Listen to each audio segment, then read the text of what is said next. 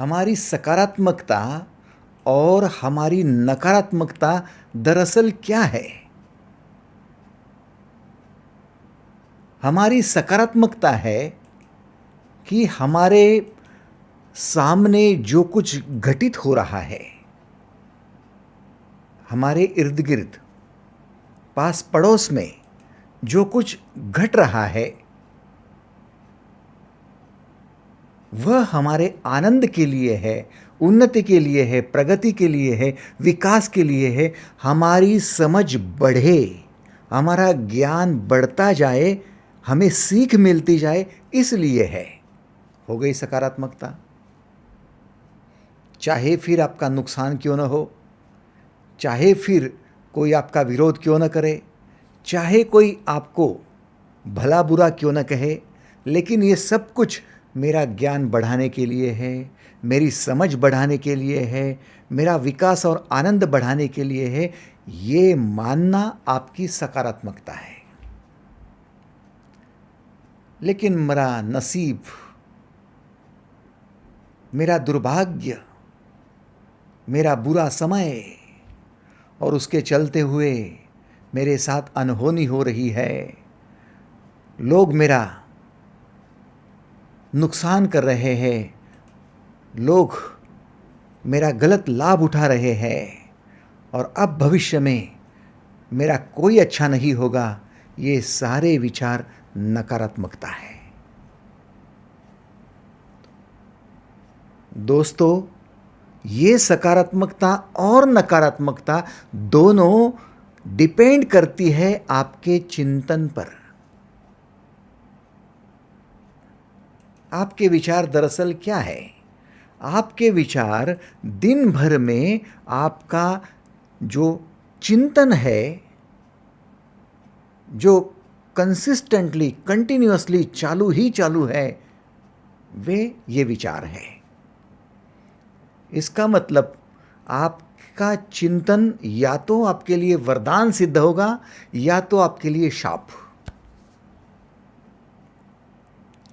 यदि सही दिशा में चिंतन हो रहा है तो आपके लिए वो वरदान बन गया, और गलत दिशा में चिंतन शुरू हो गया तो आपके लिए वो शाप हो गया, आपका जीवन शापित हो गया। आप कहते हो पहले अच्छा था, लेकिन अब मान लो 7.5 शुरू हो गई है, मान लीजिए मेरे भाग्य के उल्टे फेरे शुरू हो गए हैं, उल्टी गिनती शुरू हो गई है। दोस्तों, ये उल्टी गिनती भाग्य की नहीं है, आपके चिंतन की है। चिंतन मैटर्स।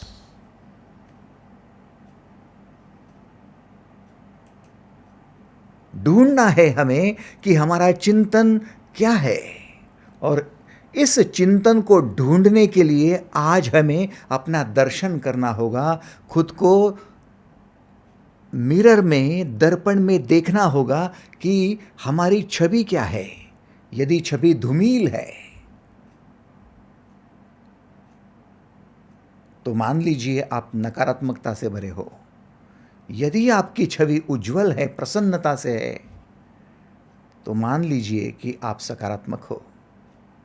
ये सब कुछ आप पर निर्भर करता है कि आपका चिंतन क्या है। हमने गीता में देखा 4 मुख्य पड़ाव। गीता का पहला पड़ाव मानव दर्शन, गीता का दूसरा पड़ाव मानव धर्म, तीसरा पड़ाव ईश्वर दर्शन, चौथा पड़ाव ईश्वर भक्ति। सिंपल है। जीवन में करने जैसे ये 4 ही काम है कि अपना दर्शन करो, पाओ कि हम कहाँ हैं। कहीं खोए हुए हैं या फिर जगे हुए हैं, पाओ अपने आप को, हम कहाँ हैं। धर्म के रास्ते पर चल रहे हैं या अधर्मियों का साथ दे रहे हैं, या खुद अधर्म चुनकर उस रास्ते पर चल रहे हैं। ढूंढो अपने आप को, यही तो काम है। ईश्वर कहाँ है, ईश्वर कौन है, कैसा है, फिलहाल ईश्वर के साथ में मैं जुड़ा हूं या नहीं, ढूंढो अपने आप को। ईश्वर की भक्ति हो रही है, जीवन की मुक्ति पा रहे हैं, या फिर क्षण क्षण हमारा व्यर्थ जा रहा है, ढूंढो अपने आप को। बस यही काम है जीवन का। और जो ये सार्थ जीवन का अर्थ जानता है, उसका जीवन धन्य है, उसके माता पिता धन्य है, उसका कुल गोत्र धन्य है, उसकी परिवार या पीढ़ियाँ धन्य है, क्योंकि ये धर्म के रास्ते पर चलने वाला मानव महामानव बनता है। ये महामानव खुशियों से जीता है और लोगों के जीवन में खुशियाँ भर के, आनंद भर के उन्हें प्रगति के रास्ते ले चलता है। ये खुद का कल्याण साधता है और अनेकों के जीवन में कल्याण भर देता है। इसलिए भगवान बुद्ध हो, भगवान महावीर हो, यीशु हो, पैगंबर हो या भगवान श्री कृष्ण हो, ये सभी धर्म के रास्ते पर चलने वाले महामानव इस विश्व में वंदनीय हुए, पूजनीय हुए, आज भी हयात न होते हुए भी। कुछ तो कारण रहा होगा और कारण स्पष्ट है, उनका चिंतन, सकारात्मक चिंतन। क्या इतना फर्क पड़ता है? जी हाँ। किसी घड़े के ऊपर जो आपको दिखाई दे रहा है, वो घड़े के भीतर भरे हुए द्रव के कारण, भीतर जो कुछ है उसी का परकोलेशन बाहर होना है। किसी संतरे को यदि आप स्क्वीज करते हो, उसे निचोड़ते हो, तो जाहिर सी बात है रस संतरे का ही मिलेगा, आम का नहीं मिल सकता। आम को निचोड़ते हो, उसे स्क्वीज करते हो, तो जाहिर सी बात है आम का ही रस। तो वैसे ही जीवन आपको भी स्क्वीज किए जा रहा है। आपके सामने जो कुछ घटनाएं घट रही है, जो प्रसंग आ रहे हैं, आपके सामने जो प्रस्तुति हो रही है ब्रह्मांड की, आपके सामने जो कुछ बातें हो रही है, तब ये जीवन आपको स्क्वीज करता है। आपके भीतर जो रस है वही बाहर आता है। आप दुखी हो, चिंतित हो, परेशान हो, क्रोधित हो, ये सारा रस आपके भीतर का है। क्रोध भीतर होगा तभी तो बाहर आएगा, प्रसन्नता भीतर होगी तभी तो बाहर आएगी।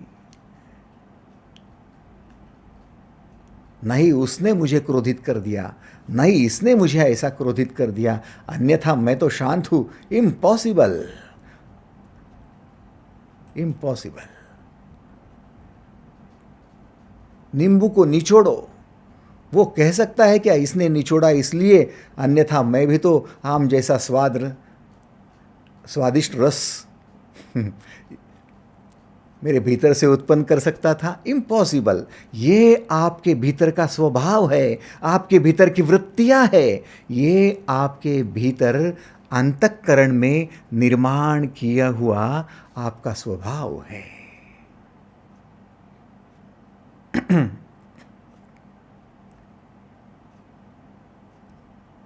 सबसे पहले आपके चिंतन को देखो, चिंतन किस दिशा में जा रहा है। गीता के दूसरे अध्याय का 62वां श्लोक है। ध्यायतो विषयान पुंसा संगस्ते शूप जायते, संगात संग जायते कामः, कामः क्रोधो भी जायते। ध्यायतो विषयान पुंसा, ध्यायते विषय, सिंपल बात है। जो विषयों का चिंतन करता है, विषयों का ध्यान धरता है, विषयों के बारे में ही केवल विचार करते रहता है,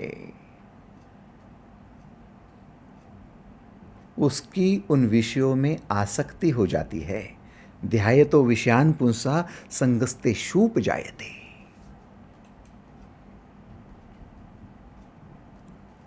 आपका चिंतन क्या है? आपके विषयों का चिंतन है, हाँ है भाई। तो क्या होगा? विषयों के चिंतन के कारण विषयों में आसक्ति होगी और आसक्ति के चलते कामना बढ़ते जाएगी। दिन भर जो आपके रिस्पॉन्सिबल वर्क है, आपके जो जिम्मेदारियों के कार्य है, उन कार्यों में बरतना ये आपका धर्म है। क्योंकि कार्य जैसे जैसे पूर्ण होते हैं वैसे वैसे आप अधिक अधिक आनंदित होते हो कि चलो मिशन कंप्लीट हुआ। सुबह सुबह विजन था कि आज ये काम कंप्लीट कर लेंगे और आप उस काम में लग गए, काम कंप्लीट हो गया। आप कहते हो कि विजन था और मिशन कंप्लीट हो गया। जब आपका मिशन कंप्लीट होता है तब आप खुशियों से झूम उठते हो। क्यों? क्योंकि आपकी भीतरी ऊर्जा आपने आपके कार्य पूर्ण करने में लगा दी। केवल आपको ही आनंद होता है? नहीं, आपके पड़ोसियों को भी होता है कि आप कार्य कर रहे हो, गलत काम नहीं कर रहे हो। लेकिन अपना कार्य छोड़कर पड़ोसी के किसी लड़की की तरफ आपकी नज़र क्या जाती है और आप उसका चिंतन करते हो तो हो गया विषय का चिंतन। तो ना आपका काम होता है, ना आपका मिशन कंप्लीट होता है, ना आप विजनरी रहते हो और पड़ोसी भी चिंतित है कि उसकी बेटी का क्या होगा। अधर्म के रास्ते पर चलने वाला व्यक्ति खुद भी दुखी और दूसरों को भी चिंतित कर देता है, दूसरों को भी परेशान कर रखता है। दूसरों के जीवन में भी वो दुख निर्माण करते रहता है। इसीलिए ये अधर्म के रास्ते पर चलने वाले नकारात्मक लोग, विषयासक्त लोग, कामना से भरे हुए लोग इस समाज को बिल्कुल भी नहीं भाते हैं। आप चाहे लिखे पढ़े हो, आप चाहे कितने भी दिखने में सुंदर हो, आपका शरीर कितना भी बलदंड हो, फिर भी यदि आप कामना से भरे हो तो डेफिनेटली समाज आपको बहिष्कृत करने वाला है, आपका परिवार आपको बहिष्कृत करने वाला है। एग्रीड? इसीलिए आपको चाहिए कि खुद को ढूंढो, मेरा चिंतन क्या है। कहीं विषयों का चिंतन तो नहीं चल रहा?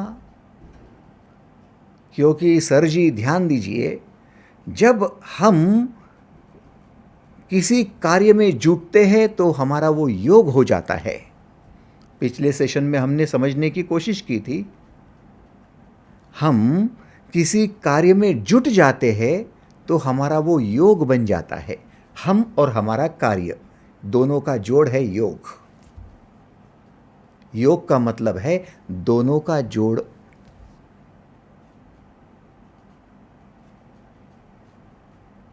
आप और आपकी पत्नी दोनों का एक दूसरे से जुड़ना योग है।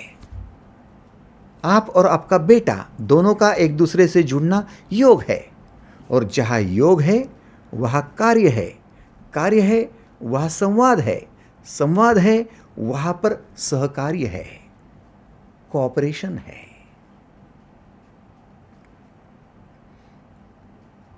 इसलिए जहाँ पर प्रत्यक्ष रूप से जुड़ना होता है वहाँ प्रत्यक्ष रूप से इन्वॉल्वमेंट होता है। इन्वॉल्वमेंट। और जहां इन्वॉल्वमेंट होता है वहां उत्सव होता है। उत्सव। आप दो लोग एक दूसरे से जुड़ गए, दोनों ने मिलकर कार्य को शुरू किया, कार्य कंप्लीट हो रहा है, दोनों मिलकर झूम रहे हैं, नाच रहे हैं, आनंदित हो रहे हैं, हो गया उत्सव। उत्सव के लिए कोई बैंड बाजा की आवश्यकता नहीं है, इन्वॉल्वमेंट की आवश्यकता है। लेकिन यदि आप कार्य छोड़कर किसी अन्य चीज का चिंतन कर रहे हो तो चिंतन करते हुए आप न उस चीज से जुड़े हो, क्योंकि अभी वो दूर है आपके, आप अकेले ही उसका विचार कर रहे हो, और जब विचार किए जा रहे हो तब उन विचारों को अंत नहीं है, क्योंकि एक विचार तभी खत्म होता है जब हम उस पर अमल करते हैं, कार्य करते हैं। कार्य करते हुए विचार करने की जरूरत क्या है? अभी मैं भोजन का चिंतन करने लगा, जब तक भोजन शुरू नहीं होगा तब तक भोजन का विचार करते रहूंगा, लेकिन प्रत्यक्ष रूप से जब भोजन शुरू कर दूंगा तो अब विचारों की क्या जरूरत है? खाना खाओ। एग्रीड और नॉट? विचार तब तक जारी रहते हैं जब तक कार्य शुरू नहीं होता, और कार्य शुरू हो जाता है तो विचारों की जरूरत नहीं रहती है। अब हमें बीमारी क्या लग गई? हमारी बीमारी का नाम है ओवर थिंकिंग, खूब विचार करना। कई बार आपके दोस्तों ने कहा होगा, अरे यार तू ओवर थिंकिंग करता है, खूब विचार करते रहता है। कभी आपकी माता ने भी कहा होगा, आपके पिता ने कहा होगा, यार इतना क्या विचार करते हो, इतना विचार मत किया करो। आप ज़्यादा विचार कर रहे हो। क्यों?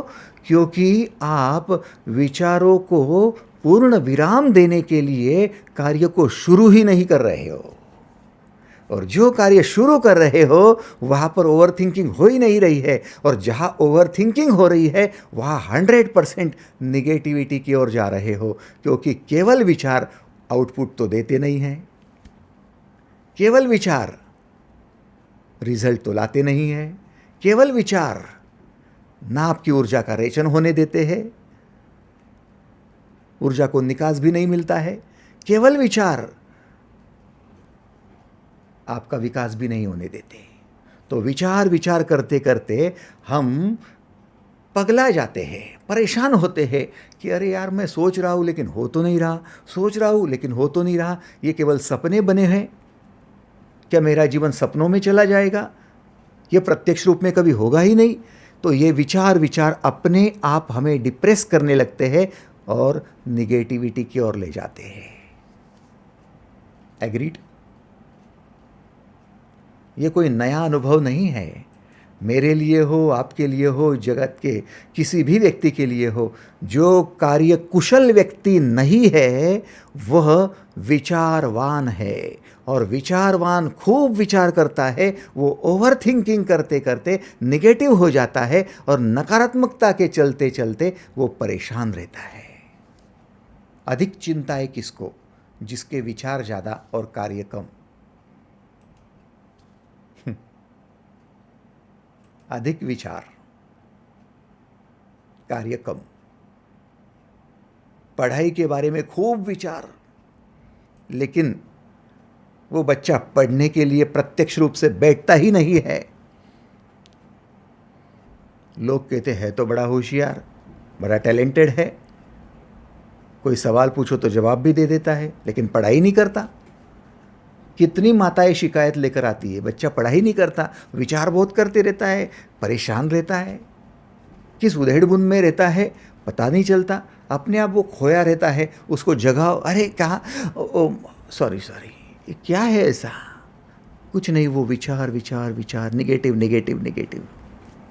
ये चिंतन है, ये चिंतन आपके जीवन को शापित कर रहा है, जीवन आपका नरकमय बनाने जा रहा है।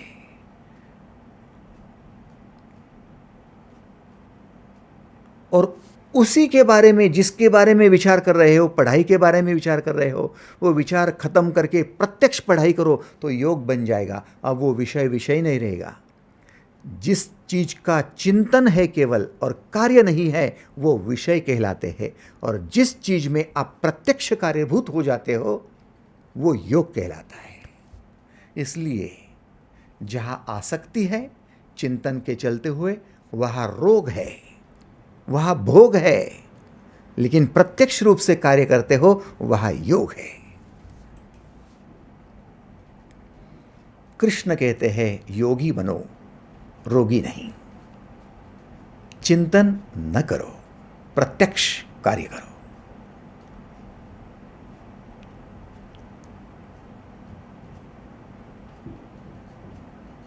हमारा चिंतन दरअसल क्या है? हमारा चिंतन 3 बातों से चलता है।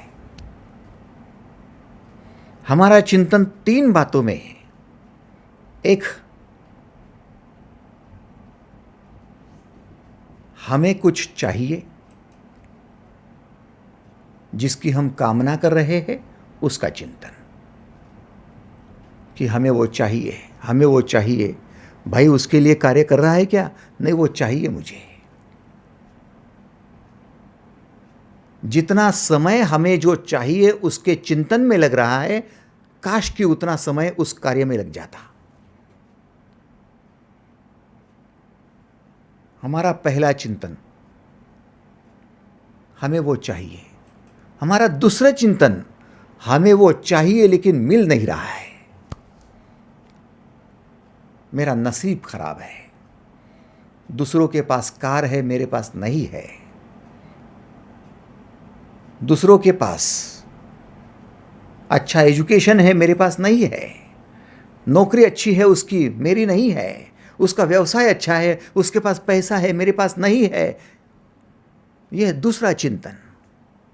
और तीसरा बुरा चिंतन, कि अब मेरा क्या होगा, अब मेरा क्या होगा, कैसा होगा, क्या होगा, कैसा होगा, क्या होगा। आपको पता है कि इस चिंतन के चलते आप नकारात्मक बन चुके हो, और जितनी नकारात्मकता आपसे झलक रही है, उभर कर बाहर आ रही है, उसी के चलते आपका ऑरा निगेटिव हो जाता है, आपके चेहरे का तेज कम हो जाता है, आपका रुतबा कम हो जाता है, आपकी शांति कम हो जाती है, आपकी स्वस्थता कम हो जाती है, आपका शरीर और आपका मन, आपका अंतःकरण रोगों से भर जाता है। कुल मिलाकर इन तीनों का कारणों को कहते हैं कामना का चिंतन। ध्यायतो विषयान पुंसा संगस्ते शूप जायते, संगात संग जायते कामः कामः क्रोधो भी जायते। यदि ये तीनों चिंतन को लेकर बैठे तो आखिर परिणति क्या होगी? क्रोध आएगा। मुझे वो चाहिए लेकिन मुझसे हो नहीं रहा, मुझे वो नहीं मिल रहा है, हो गया क्रोध। और मुझे कभी नहीं मिलेगा तो मेरा कैसा होगा? इस क्रोध से आपको कौन बाहर निकालेगा? भगवत गीता के ये 62वें अध्याय का श्लोक था कि आप विषयों का चिंतन करोगे तो उनमें आसक्त हो जाओगे, आसक्ति कर लोगे तो आसक्ति के चलते हुए आप हमेशा परेशान रहोगे, क्योंकि आसक्ति से क्रोध आना है। अब 63वां श्लोक क्या कहता है? ये उससे भी ज्यादा मूल्यवान श्लोक है। क्रोधात् भवति सम्मोहा, सम्मोहा स्मृति विभ्रमा, स्मृति भ्रंशात् बुद्धिनाशो, बुद्धिनाशात् प्रणश्यति। सीधी बात है, यदि आपको क्रोध आएगा तो क्रोधात् भवति सम्मोहा, आप मूढ़ बन जाओगे, आप सम्मोहित हो जाओगे। मूढ़ के 2 अर्थ है। मूढ़ माने मूर्ख, मूढ़ माने स्तब्ध, जिसका विचार कुंठित हो गया है, विचार करने की पात्रता क्षमता खत्म हो गई है, मूढ़ हो जाना। जब हमें क्रोध आता है तब हम मूढ़ हो जाते हैं, माने जो करते वो मूर्खता से करते हैं। क्रोध आने पर मूर्खता से करते, या तो फिर क्रोध आने पर हम स्तब्ध हो जाते हैं, हमें सूझता तक नहीं है कि हमने क्या करना चाहिए। इसे सम्मोहन कहा जाता है। मूढ़ता माने सम्मोहन, हिप्नोटाइज्ड हो जाना। जैसे कोई सम्मोहन शास्त्र जानता है और आपको सम्मोहित करता है, तो आप आपकी इच्छा से हाथ नहीं उठाते, वो आपका हाथ ऊपर उठाता है। आपकी इच्छा से नहीं चलते, वो आपको चलाता है। आप हिप्नोटाइज हो गए। जिस प्रकार से मशीन में ताकत तो बहुत है, इंजन में ताकत बहुत है, लेकिन आप इग्निशन स्टार्ट करते हो, इधर स्विच ऑन करते हो, उधर मशीन चलता है। मशीन अपने आप नहीं चल रहा है, आपने उसको चलाया है। चलाने वाला कोई और, ऑपरेटर कोई और मशीन अपनी इधर ताकत लगा रहा है। इधर स्विच ऑफ कर दिया, मशीन बंद हो गया, ऑन कर दिया, चालू हो गया। वो कितने बार भी on off on off on off कर सकता है। वैसे ही आप क्रोध से जब भरते हो तो ताकत बहुत होती है, क्रोध में ऊर्जा का स्तर बढ़ जाता है, बहुत ताकत होती है। अभी शांति से बैठे हो ना, और आपको किसी ने कहा कि जिस कुर्सी पर बैठे हो उसको उठाकर फेंक दो। आप कहेंगे अरे बाबा मुझसे नहीं उठा जाएगा, लेकिन क्रोधित होने दो। वो कुर्सी क्या, वो सोफे पर जिस पर बैठे हो ना, या बाजू में पड़ा हुआ है, उस मेज को, उस सोफे को भी उठाकर फेंकने की इच्छा रखेंगे और फेंक भी देंगे। क्रोध में आपके पास इतनी ताकत कहाँ से आ गई? ऊर्जा समाहित हो गई, एकत्रित हो गई और ये सम्मोहन हो गया। जब आप क्रोधित होते हो तो ऑपरेट कोई और आपको करता है, वो उधर स्विच दबाता है, आपके आग में और तेल डाला जाता है, आप और ज़्यादा भड़क जाते हो। शांत होते हो तो किसी को आपको भड़काना कठिन जाता है, आपसे गलत काम करवाना कठिन जाता है। लेकिन जब आप क्रोधित हो जाते हो तब आपसे कोई भी काम करा लो, आप अपने आप में हो ही कहा, एग्रीड और नॉट,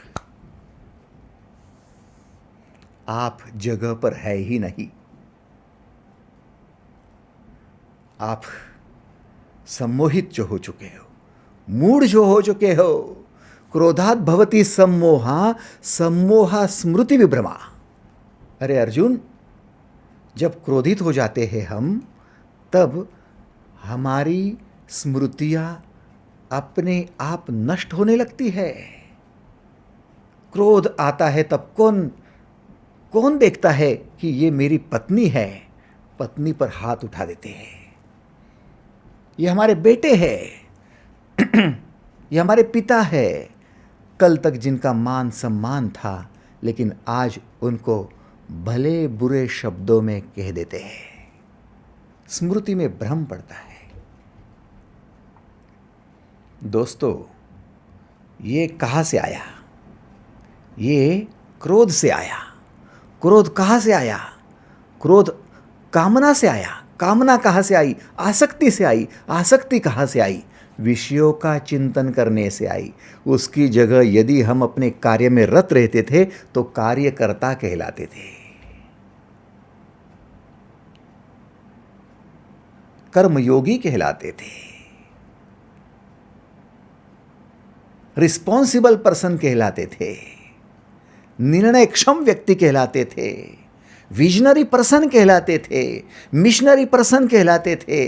कुछ भी नाम दे दो, सारे नाम बड़े बड़े हैं, लेकिन कुल मिलाकर आप आनंदित व्यक्ति कहलाते थे, अपने काम से काम रखने वाला।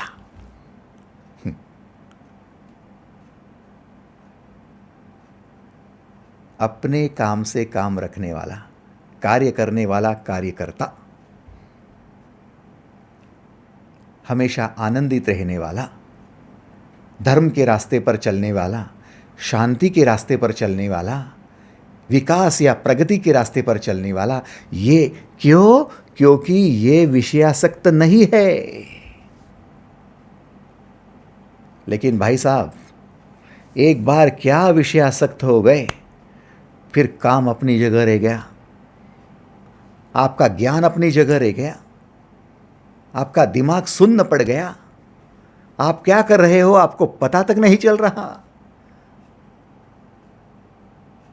क्रोधात् भवति सम्मोहा, सम्मोहा स्मृति विभ्रमा, स्मृति भ्रंशात् बुद्धिनाशो। बुद्धि का नाश होता है, माने आपके ज्ञान का नाश हो जा रहा है। ज्ञान शक्ति और ज्ञान, दो बातें हमेशा याद रखो। ज्ञान उसी को मिलेगा जिसकी ज्ञान शक्ति अभी भी टिकी हुई है। आपके भीतर ज्ञान शक्ति ही नहीं टिकी तो ज्ञान कहां से मिलेगा?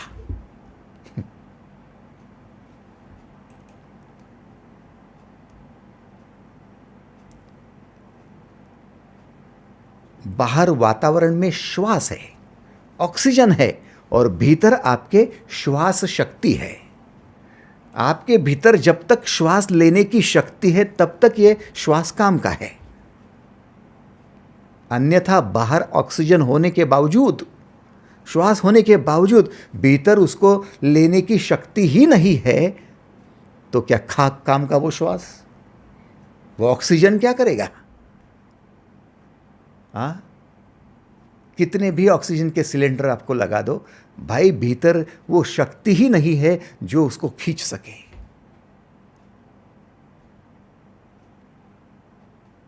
वैसे ही आपके पास भोजन की थाली है परोसी हुई, 56 भोग है उसमें, लेकिन भूख की शक्ति भीतर नहीं है तो बाहर भोजन रखने पर भी क्या लाभ? जितना भोजन महत्वपूर्ण है उतना ही या उससे ज्यादा महत्वपूर्ण भूख की शक्ति है। जितना श्वास महत्व का है उससे भी ज्यादा श्वास लेने की शक्ति है। वैसे ही ज्ञान जितना महत्वपूर्ण है उससे भी ज्यादा ज्ञान प्राप्त करने की शक्ति है। वो होना आवश्यक है जो भीतर होती है, और उसे कहते हैं बुद्धि।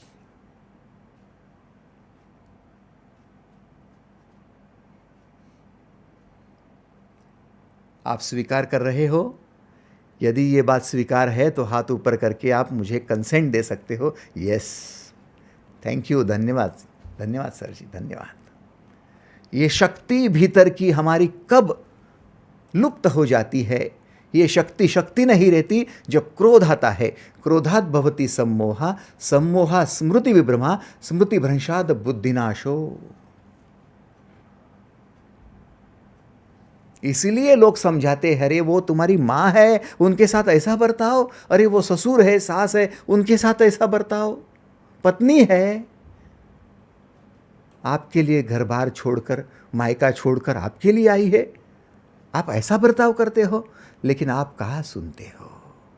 क्योंकि क्रोध से जो भर गए हो, स्मृति में जो भ्रम पड़ गया है, स्मृति का भ्रम होने की वजह से बुद्धि का नाश हुआ है। अब आपको इस विश्व का कोई भी व्यक्ति समझा नहीं पाएगा। ज्ञान है लेकिन ज्ञान की शक्ति लुप्त हो गई है।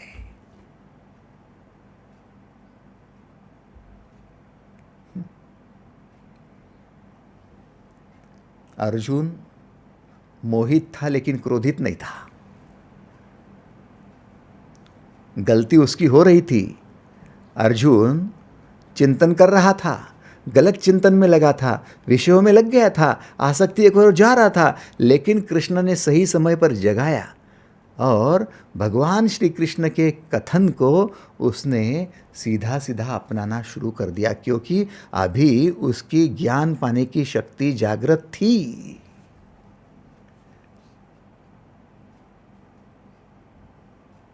लेकिन वही जो गीता का ज्ञान संजय दिव्य दृष्टि से देख रहा था, समझ रहा था, उसे धृतराष्ट्र को, अंधे धृतराष्ट्र को बता रहा था, लेकिन धृतराष्ट्र जिसकी ज्ञान शक्ति ही लुप्त हो गई है,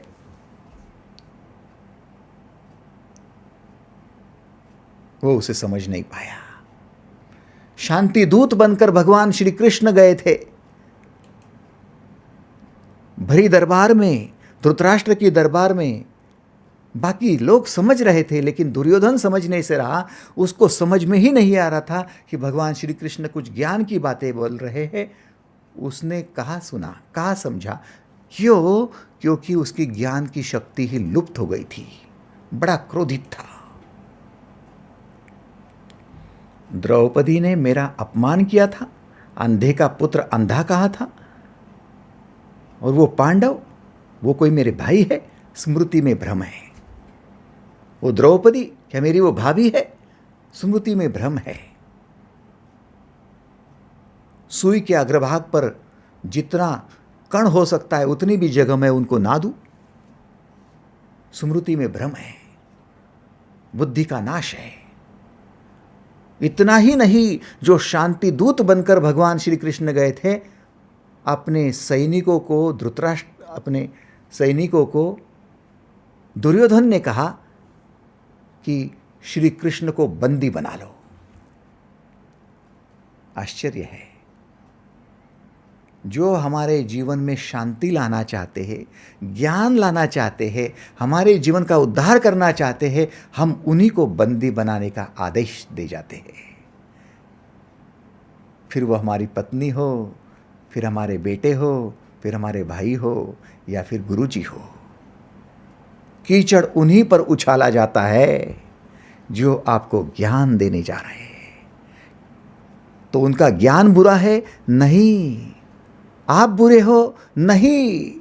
आप क्रोध से भर गए हो, स्मृति में भ्रम पड़ा हुआ है और आपके बुद्धि का नाश हुआ है। ये प्रॉब्लम है।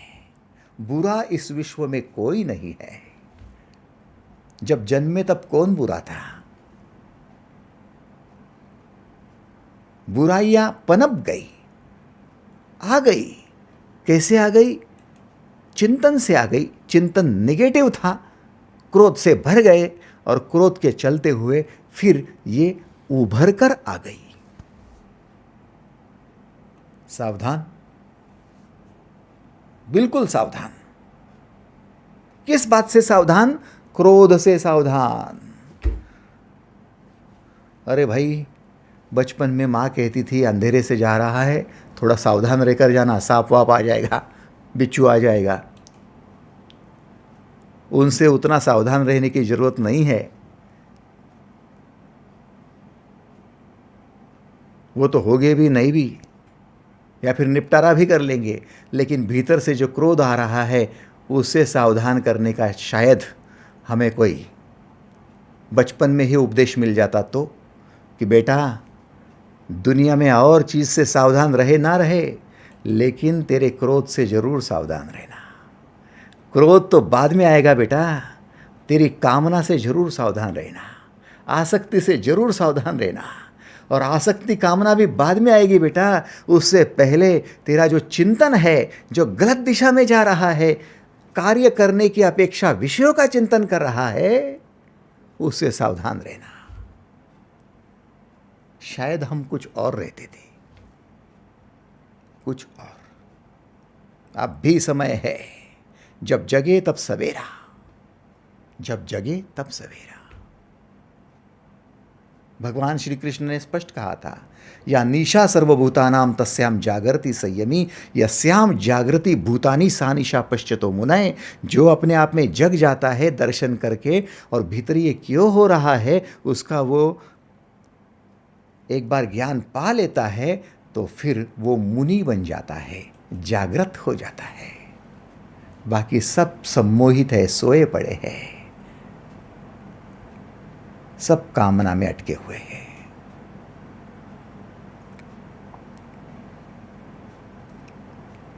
बुद्धिनाशात प्रणश्यति, बुद्धि का नाश हो जाएगा, आपका पतन होगा। आपका पतन, या आप अपने स्थिति से गिर जाते हो, उसका एक ही कारण जीवन में है, बुद्धि का नाश, ज्ञान शक्ति का नाश। अब आज हम इतने बात को पक्का कर ले कि हमारी बुद्धि केवल भोजन कैसे करना ये सिखाने के लिए नहीं है, चलते चलते कैसे लड़खड़ाना नहीं और सीधे कैसे चलना ये समझाने के लिए नहीं है। हमारी बुद्धि केवल आंखों से देखना, कानों से सुनना, इसके लिए नहीं है। हमारी बुद्धि ज्ञान पाने की शक्ति है, और हमेशा हम ज्ञान पाने के लिए तत्पर रहे, इसके लिए है। नहीं ज्ञाने न सदृशम पवित्रमिह विद्यते। ज्ञान समान पवित्र इस विश्व में और दूसरा है भी नहीं। तो ज्ञान पाने की शक्ति को आप जब तक जिंदा हो तब तक उसे लुप्त ना होने दो, ये आपकी जिम्मेदारी है। फिर चाहे वो ज्ञान छोटे से मिले या बड़े व्यक्ति से मिले, वो चाहे गरीब व्यक्ति से मिले या अमीर व्यक्ति से मिले, चाहे लिखे पढ़े व्यक्ति से मिले या अनपढ़ गवार से मिले, चाहे ज्ञान किसी से भी मिले, लेकिन ज्ञान पाने के लिए आप हमेशा तत्पर रहना चाहिए। बिल्कुल वैसे ही जैसे नागपुर में बैठे तब भी श्वास ले रहे हो, मुंबई में जाएंगे तब भी श्वास चाहिए, अमेरिका जाएंगे तब भी श्वास चाहिए, और जंगल में चले जाएंगे अफ्रीका के तब भी श्वास चाहिए। आप ये बंटवारा नहीं करते हो कि मेरा ये श्वास तो नागपुर वाला है क्या, अरे वो अमेरिका वाला है क्या, वो अफ्रीका वाला श्वास नहीं चलेगा। नहीं नहीं नहीं, वैसे ज्ञान इतना पवित्र है कि इसका ज्ञान नहीं चलेगा, उसका नहीं चलेगा। अरे ज्ञान तो तेरा जीवन है, तेरे जीवन का उद्धार है। ज्ञान ज्ञान है, उसमें बंटवारा मत कर। ज्ञान पाने के लिए तैयार रहे, और ज्ञान पाने के लिए इलाज एक ही है, विषयों में आसक्त ना हो, कार्यकर्ता बन।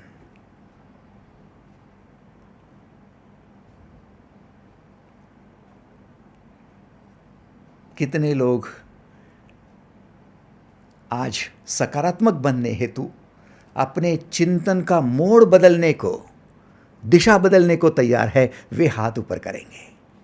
थैंक यू, धन्यवाद, thank you thank you thank you. माता जी, दीदी, एक बात पक्की कर लो, जब भी चिंतन दिमाग में होगा तो ढूंढना है केवल कि मेरा चिंतन ज्ञान शक्ति बढ़ाने वाला है या मेरा चिंतन नकारात्मकता बढ़ाने वाला है।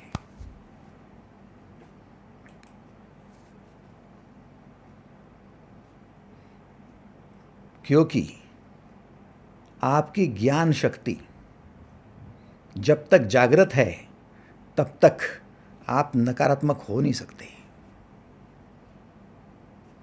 ऐसा नहीं कि क्रोध मैं आप पर करूंगा और दिखेगा क्रोध तभी क्रोध, मैं भीतर ही भीतर क्रोध में जलते रहता हूं, वो भी क्रोध है। एग्रीड और नॉट?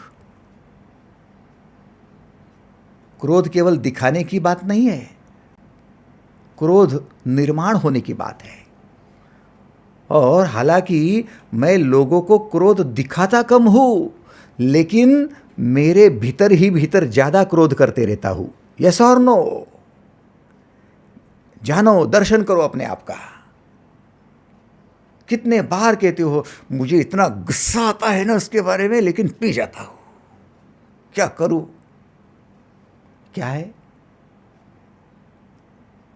ये? क्रोध का ओवरफ्लो है,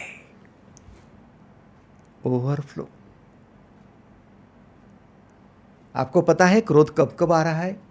पहले जब कामना बढ़ रही है तब क्रोध आ रहा है कि मुझसे काम नहीं हो रहा है, मैं उसका चिंतन करता हूं, इसका चिंतन कर रहा हूं, हाथ में कुछ नहीं लग रहा है, ये क्रोध आता है। कामना बढ़ने पर क्रोध। नंबर 2, असुरक्षितता बढ़ने पर क्रोध आता है। असुरक्षितता कब बढ़ती है? जब हाथ में कुछ भी नहीं आया है, अब मेरा क्या होगा, ये चिंतन होने से क्रोध बढ़ जाता है। इनसिक्योर फील करते हो, मैं पिछड़ गया, मैं पीछे रह गया, मेरे हाथ में कुछ नहीं आया, आ गया क्रोध। पहले क्रोध आ रहा था कि वो नहीं मिल रहा उस पर, कि वो क्यों नहीं मिल रहा। अब मैं नहीं पा सका इसलिए खुद पर कि मैं नहीं कर सका। पहले विषय पर क्रोध, अब खुद पर क्रोध। भाई साहब, क्रोध उसकी वजह से आए या खुद की वजह से आए, क्रोध आपको जलाने वाला है। क्रोध आपकी बुद्धि का, ज्ञान शक्ति का नाश करने वाला है। क्रोध आपका पतन करने वाला है। तीसरा जो क्रोध होता है वो भयभीत होने पर होता है। जितना जीवन में भयभीत हो जाते हो उतना क्रोध बढ़ते जाता है। आपका भय। थोड़ा खुलकर बता दूं, 3 प्रकार के विचार हैं। पहला विचार, मेरा बुरा होगा, बहुत बुरा होगा मेरा। यह विचार चिंता बढ़ाता है। एग्रीड और नॉट? बुरा होगा, बुरा होगा। अब ये बुरा होगा, ये विचार केवल विचार नहीं आ रहा है, उसके साथ क्रोध भी भड़क रहा है। क्योंकि बुरा होना नहीं चाहिए, लेकिन बुरा होगा ये विचार भी छूट नहीं रहा है। अब ये विचार परेशान कर रहा है, चिंता बढ़ा रहा है, अब क्रोध भी आ रहा है। जैसे जैसे चिंता बढ़ते जाती है वैसे भय बढ़ने लगता है कि अब नुकसान भी होगा। पहले पहले हमें लगता है कि बुरा होगा। रावण को भी लग रहा था बुरा होगा, कामना बढ़ गई थी ना। सीता मैया को चुरा कर लेकर आया तो सही, लेकिन अब विरोध करने वाले, ज्ञान देने वाले वो मंदोदरी पत्नी वो कहती है कि आपने गलती की है, अभी भी समय है, जाओ छोड़ कर आओ। भाई विभीषण कहता है गलती कर ली, छोड़ कर आओ। नाना जी कहते छोड़ कर आओ। अब छोड़ने की भी इच्छा नहीं है, कामना बढ़ गई है, आसक्ति बढ़ गई है। अब क्रोध आ रहा है कि ये लोग जो मेरा अच्छा नहीं देखना चाहते हैं। अब वो क्रोध भी बढ़ गया।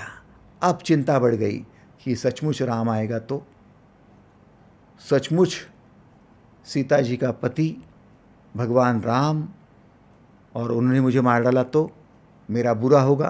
क्रोध भी आ रहा है और चिंता भी हो रही है। चिंता बढ़ते बढ़ते भय होने लगा कि अब नुकसान हो जाएगा, जीवन भर की मेहनत में पानी फिर जाएगा। सोने की लंका बनाई है, अब वो ढह जाएगी, भय है। नुकसान होने का भय। और दोस्तों, जब चिंता होती है, भय होता है, तब क्रोध इतनी हद तक बढ़ जाता है, हाथ से बातें बाहर निकली जा रही है, परिस्थिति हाथ में नहीं रही है। ये जब देखते हो तब क्रोध भयंकर बढ़ जाता है।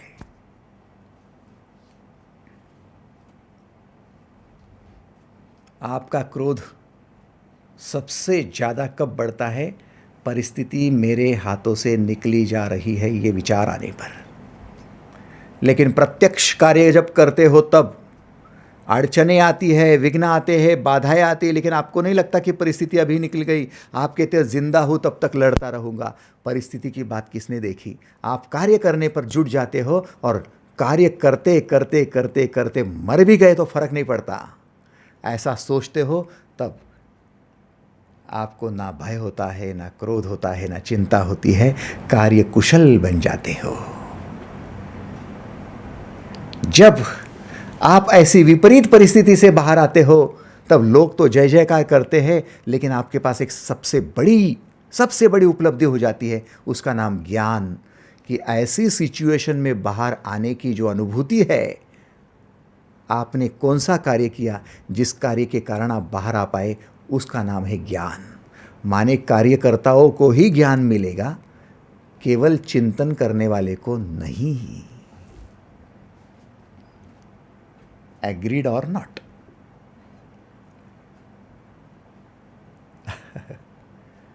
बस इन बातों को हमने पक्का कर लिया है। अब हमारा मेन पड़ाव आ गया। भगवान श्री कृष्ण ने साफ कर दिया, यदि आप इस क्रोध से मुक्त रहना चाहते हो, भय से, चिंताओं से मुक्त रहना चाहते हो, तो आपको क्या चाहिए? उपाय क्या है? उपाय एक है, राग द्वेष वियुक्तेस्तु विषयानि इंद्रियश्चरन् आत्मवैश्य विधेयात्मा प्रसादम अधिगच्छति।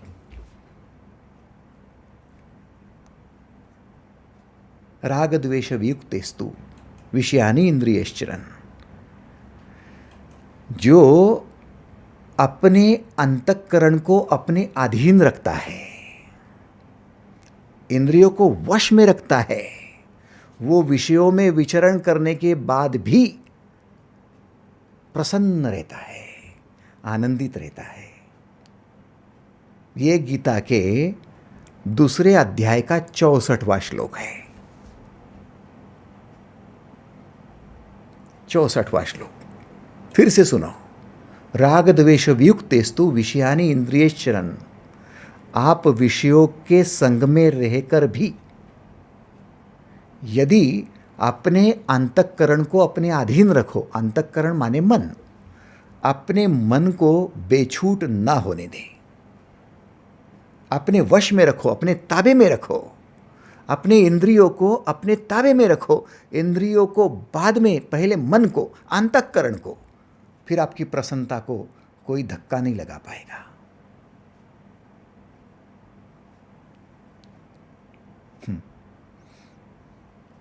मन को वश में करो। मन को वश करना क्या है?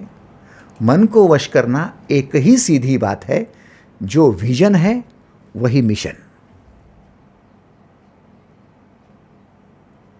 जिस कार्य का सोचा है उस कार्य में ही अपना समर्पण। जिस कार्य का सोचा है उसी में समर्पण। यदि लिखाई पढ़ाई का सोचा है तो पढ़ाई में समर्पण, बस। भक्ति का सोचा है तो भक्ति में समर्पण। बिजनेस का सोचा है तो बिजनेस में समर्पण, बस। ये अपने मन को, अपने अंतःकरण को अपने वश में करना है। क्योंकि जब आपने बिजनेस के बारे में सोचा था तब भी आपने मन का साथ दिया था। वो बात मन में ही डाली थी ना कि बिजनेस करूंगा, तो बिजनेस ही करो ना। नौकरी करना है, फलानी नौकरी करनी है, तो उस नौकरी के बारे में सोचा था तो बुद्धि के साथ में मन भी जुड़ गया था। जिस समय सोचा था कि मैं ये नौकरी करूंगा, तो उस दिन आप बड़े प्रसन्न थे कि मैं तो मेरी शक्ति का उपयोग करने जा रहा हूँ, मेरे एजुकेशन का उपयोग करने जा रहा हूँ, मेरे टैलेंट का उपयोग करने जा रहा हूँ, मेरे स्किल का उपयोग करने जा रहा हूँ, मैं फलानी जगह नौकरी करने जा रहा हूँ। तो मन की प्रसन्नता भी थी, मन की खुशियाँ भी थी, और बुद्धि का निर्णय भी था। मन बुद्धि का एकत्रीकरण था, दुग्ध शर्करा योग। दोनों एकरूप हो जाते हैं, उसे कहते अंतःकरण। बुद्धि और मन एक ही दिशा में चलते हैं, वो बन जाता है अंतःकरण।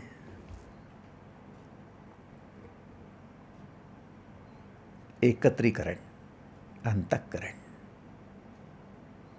जो विजन था वही मिशन है। मैंने पेरेंटिंग का सोचा था कि मेरे बच्चों की पेरेंटिंग करूंगा, तो फिर पेरेंटिंग ही करो ना, उसमें समर्पित हो जाओ। बच्चे सुनते नहीं है, ऐसा क्रोध करने से क्या होगा?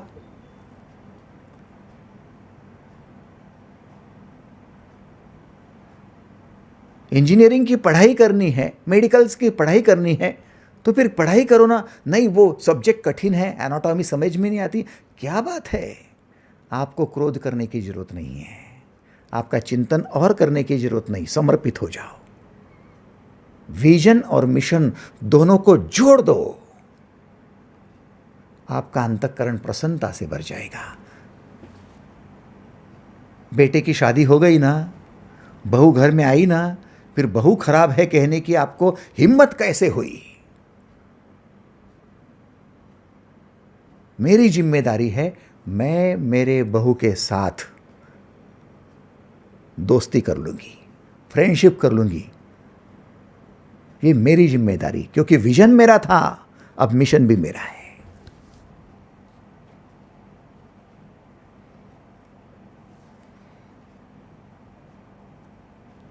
राग द्वेष वियुक्तेस्तु, वो व्यक्ति जो अंतःकरण को अपने वश में कर लेता है, उसको ना किसी के प्रति राग रहता है ना द्वेष।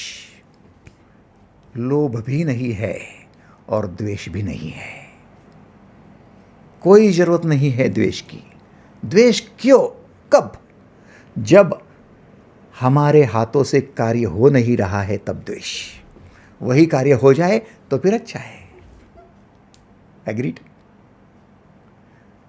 एक छोटा सा छात्र भले 5वीं क्लास में हो, गणित का द्वेष क्यों करता है? गणित का द्वेष क्यों करता है? किसी एक सब्जेक्ट का द्वेष क्यों करता है? उसका नाम लिया तो उसका खून खौलने लगता है कि वो सब्जेक्ट को फेंको उधर, मुझे मत बताओ, मेरे सामने मत लाओ। क्यों? क्योंकि उसमें वो कार्य ही नहीं कर रहा है। जिस किसी मिशन पर आप उतरते नहीं हो, उसी का द्वेष करेंगे। लेकिन जब मिशन पर उतरोगे तो द्वेष करने की जगह डेडिकेशन करेंगे। आपका समर्पण या आपका द्वेष, आप निश्चित करो भाई। रागद्वेष वियुक्तेस्तु विषयानि इंद्रियश्चरन् आत्मवैश्वर्यविधेयात्मा प्रसादम अधिगच्छति। अरे तेरे अंतःकरण की प्रसन्नता यदि बरकरार बनाए रखनी है तो तुझे क्या चाहिए? तुझे चाहिए कि तू अपने मन को, अंतःकरण को वश में कर ले। माने जो विजन रखा है उसी का मिशन।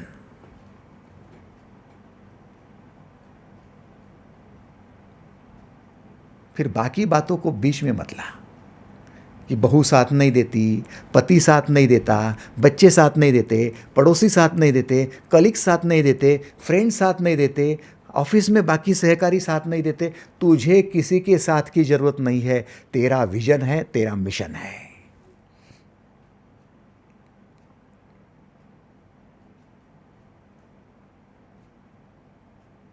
प्रश्न सीधा है। मदर टेरेसा जिस विजन के साथ निकले थे, उनको रास्ते में सभी ने स्वागत किया होगा या फिर कई लोग होंगे जिन्होंने विरोध किया होगा?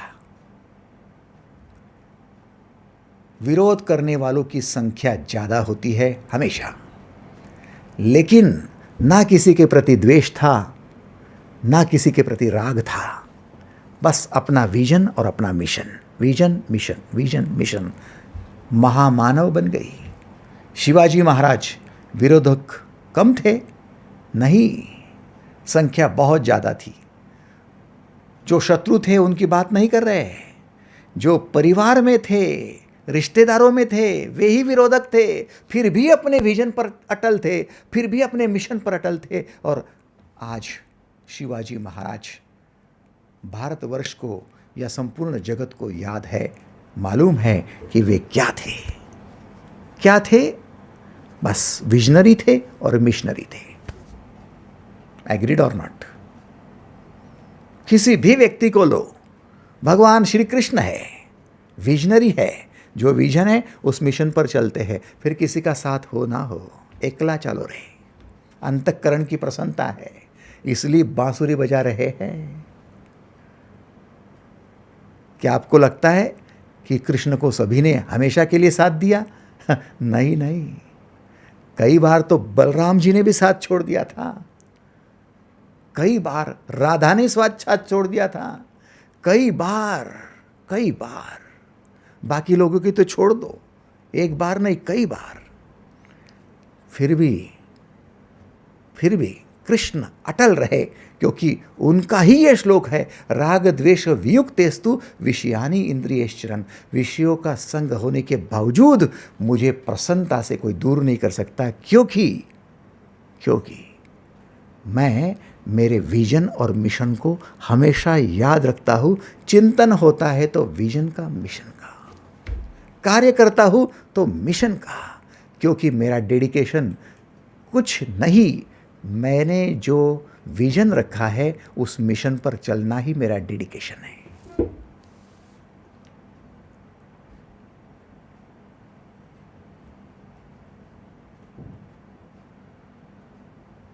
क्या लगता है? मंत्र लेना है?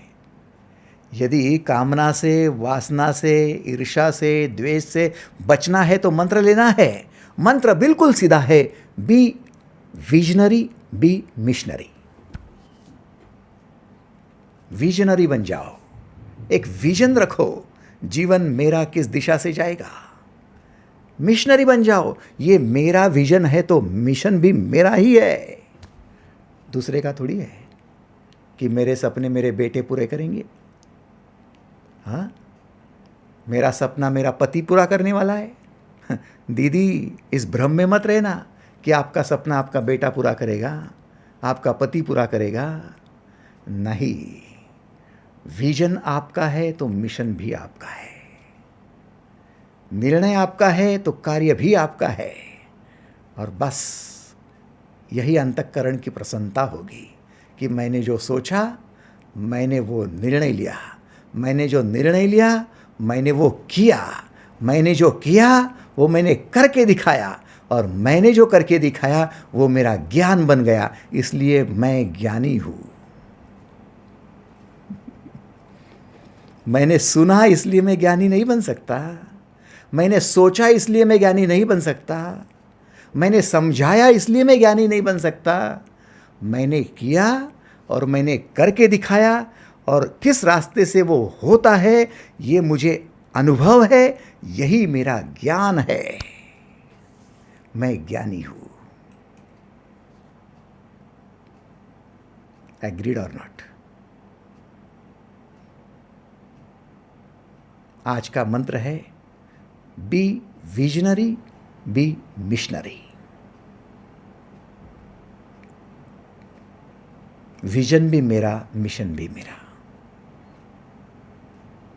आने वाले 2 दिनों तक, जब हम फिर गुरुवार को मिलेंगे, तब तक आपको चाहिए कि आप इस महत्वपूर्ण भगवद गीता के दूसरे अध्याय के 64वें श्लोक को याद कर ले, मुखोद्गत कर ले।